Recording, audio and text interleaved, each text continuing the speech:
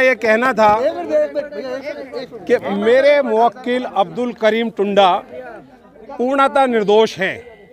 माननीय न्यायालय के ने आज ये फैसला दिया है, अब्दुल करीम टुंडा को ऑनरेबल कोर्ट ने हर धारा, हर सेक्शन, हर एक्ट से बरी किया है।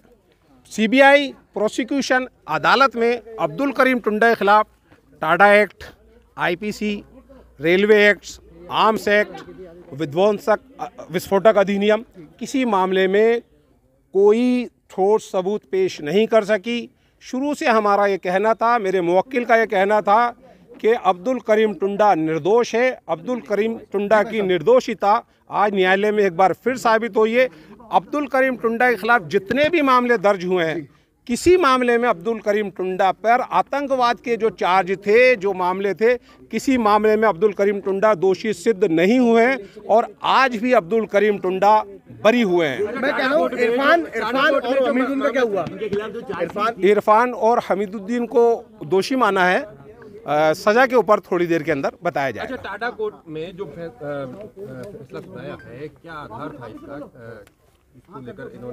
देखिए, संपूर्ण तो न्यायालय का निर्णय आने के बाद ही बताया जा पाएगा, लेकिन महत्वपूर्ण तथ्य यह है कि माननीय टाडा न्यायाधीश राजस्थान अजमेर ने अब्दुल करीम टुंडा को उसके ऊपर लगाए गए सारे आरोपों, अपराधों से दोषमुक्त कर दिया है, बरी कर दिया है, एक्विटल कर दिया है। अब्दुल करीम आईपीसी की धारा 302 थी, टाडा एक्ट की धाराएं थी, रेलवे एक्ट की धाराएं थी, पब्लिक प्रॉपर्टी डैमेज एक्ट की धाराएं थी, सार्वजनिक संपत्ति को नुकसान पहुंचाने का था, अवैध हथियारों का, विस्फोटों का और उनका सारा। और सबसे बड़ी बात ये कि सीबीआई ने इस टोटल मामले को लेकर के अब्दुल करीम टुंडा को बेस बनाया था। और बेस ये बनाया था कि साहब अब्दुल करीम टुंडा ने सभी मुल्जिमान को बम बनाना सिखाया और अब्दुल करीम टुंडा के से प्रेरित होकर के इन लोगों ने विभिन्न ट्रेनों में बम रखे।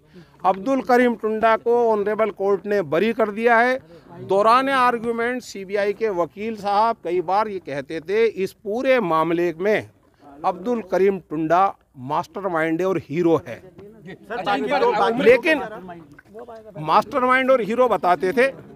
इंडियन फिल्मों में आपने देखा होगा कि हीरो स्टार्ट में स्ट्रगल करता है, वो सच्चा होता है और लास्ट में उसकी जीत होती है, और यहाँ भी यही हुआ। वो आईपीसी में है, आतंकवाद से संबंधित मामले में अब्दुल करीम टुंडा को आज तक कोई सजा नहीं हुई है। वो निर्णय आने के बाद मैं आपको संपूर्ण बता पाऊंगा, लेकिन हमने माननीय न्यायालय के समक्ष ये अपनी बात पूरी तरीके से रखी थी कि अब्दुल करीम टुंडा के विरुद्ध कोई भी डायरेक्ट एविडेंस नहीं है, कोई इन्वेस्टिगेशन नोट ऑनरेबल कोर्ट में नहीं आया, कोई कन्फेक्शनल स्टेटमेंट नहीं आया, कोई सप्लीमेंट्री चार्जशीट नहीं आई, किसी गवाह ने ये नहीं कहा। सीबीआई के कुछ गवाहों ने तो इतना तक कहा है कि हमें इस प्रकरण में अब्दुल करीम टुंडा के लिप्त होने के लिए इसका नाम या जानकारी किसी गवाह ने नहीं दी, इसके खिलाफ कोई सबूत नहीं था। अभी उम्र कैद का कोई मामला, उम्र कैद का भी मामला था ना, टाडा एक्ट में 302 में उम्र कैद तक की सजा होती है ना। अभी जो बरी किया किन धाराओं में? सब धाराओं में बरी कर दिया है। हत्या के आरोप से, विध्वंसक अधिनियम के आरोप से।